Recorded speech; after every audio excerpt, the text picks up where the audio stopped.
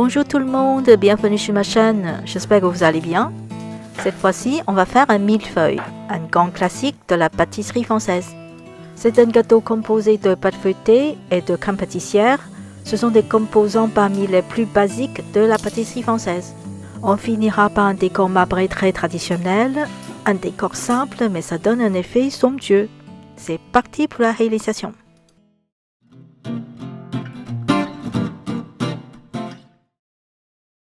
La composition du millefeuille.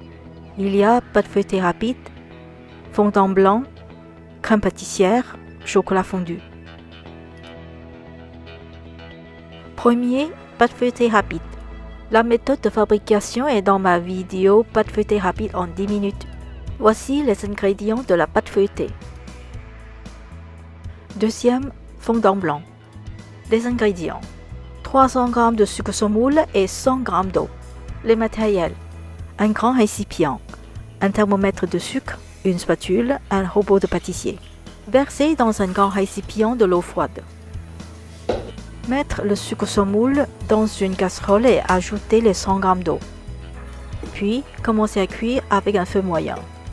Remuer un peu le sucre et de l'eau avec une spatule et cuire jusqu'à ce que la température atteigne 114 degrés.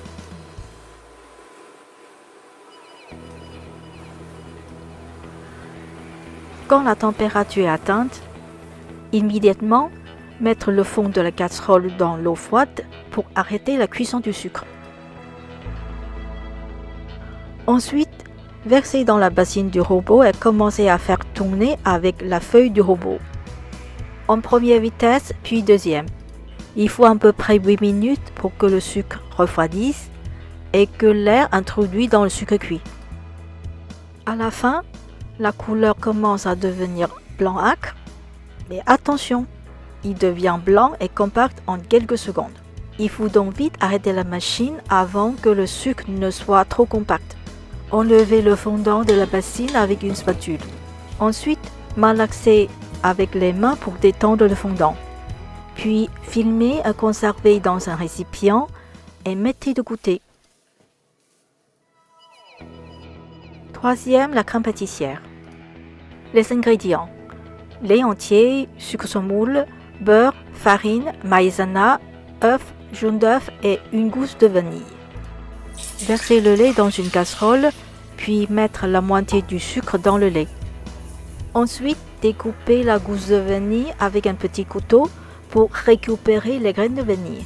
Mettez-les dans le lait, puis mettez toute la gousse de vanille dans le lait pour avoir plus d'arôme.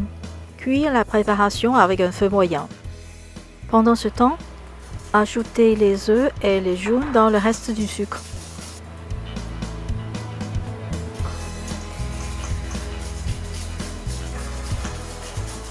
Mélangez énergiquement jusqu'à ce que l'ensemble soit blanchi. Puis, on ajoute la maïzena et la farine. Ensuite, bien mélanger tous ensemble. En même temps, surveillez le lait de temps en temps. Après l'ébullition, laissez quelques minutes à feu éteint pour que la vanille se diffuse dans la préparation du lait. Ensuite, enlevez la gousse de vanille du lait. Versez la moitié de la préparation de lait chaud dans la préparation de sucre et œufs. Mélangez délicatement et sans grumeaux. Réallumez le feu pour refaire chauffer la préparation de lait jusqu'à qu'elle soit à l'ébullition de nouveau. Baissez le feu, puis versez toute la préparation de lait, œufs, sucre, maïzena et farine dans la casserole et faire cuire ensemble. Il faut faire bouillir la crème pendant 3 minutes environ. Mélangez sans cesse de la casserole et bien gratter le fond et tout autour de la casserole. Une fois la crème cuite, éteins le feu. Versez la crème et étalez sur la plaque couverte d'un film alimentaire. Recouvrir avec un autre film. Ensuite, chassez des bulles d'air sur le film avec les mains. Laissez refroidir dans un endroit frais pendant 5 minutes et ensuite conserver dans le frigo. La cuisson de feuilletage. Sortir la pâte feuilletée et couper la pâte en deux. Puis commencer à étaler un morceau. L'autre morceau est gardé au frigo. Aplatir la pâte à 3 mm et découper la pâte quand elle sera à la dimension de la plaque. Répétez la même opération sur la deuxième moitié de la pâte pour faire 2 plaques de pâte feuilletée rectangulaire.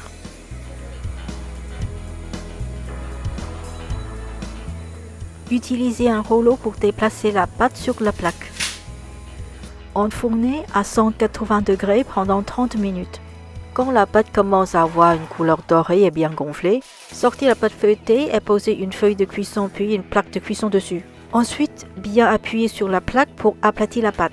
Remettre au four à cuire à 180 degrés avec la plaque de cuisson et répéter une deuxième fois l'opération avec la deuxième pâte feuilletée.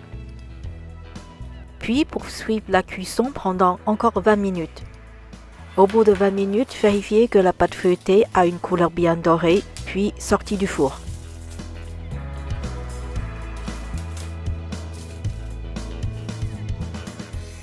Le montage du millefeuille. Quand les plaques de feuilletage ont refroidi, coupez les 4 bords pour qu'ils soient bien réguliers. Ensuite, il faut couper 3 bandes de la même dimension.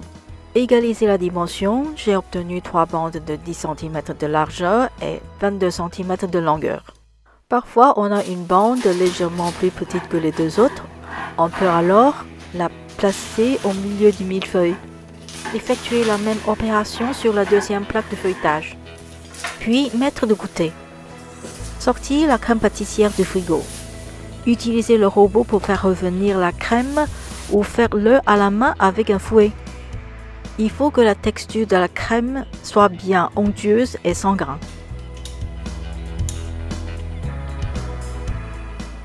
Préparez une poche avec une douille cannelée ou ronde.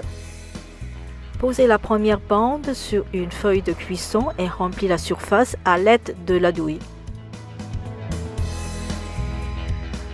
Puis posez la deuxième bande sur la crème. Appuyez légèrement et recommencez à remplir la surface de la deuxième bande avec la crème. Ensuite, posez la troisième bande sur la crème. Tirez la feuille pour poser le millefeuille sur une plaque.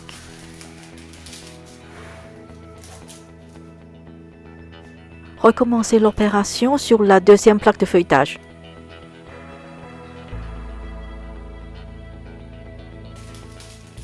Puis, placez les 2 millefeuilles dans le congélateur. La préparation du glaçage de fondant blanc. Placez le fondant blanc dans une casserole et ajoutez une petite quantité d'eau sur le fondant. Puis, laissez ramollir pendant 10 minutes. Préparez un cornet en papier. L'explication de la fabrication est dans ma vidéo de œufs dentelles en chocolat. Voici un sirop pour contrôler la consistance et nourrir le glaçage. Toutefois, le sirop peut remplacer par de l'eau. Pour faire revenir le fondant, d'abord jetez l'eau de la casserole, puis utilisez un feu doux pour ramollir le fondant. Prendre une spatule pour séparer le gros morceau de fondant. La bonne température du fondant pour glacer la millefeuille est dans les 30 degrés environ. Quand le fondant est fluide, ajoutez un peu de sirop ou de l'eau pour ajuster la texture qui doit être fluide. Quand le fondant est assez fluide, est donc prête à glacer. Sans tarder, préparez le chocolat fondu pour mettre dans le cornet. Fonde la petite portion de chocolat dans le micro-ondes, puis remplissez le cornet. Une fois le cornet rempli, fermez le cornet en pliant ouverture et coupez l'extrémité du cornet. Sortir le millefeuille du congélateur. Réajustez la température du fondant. S'il est fluide, versez directement sur le millefeuille.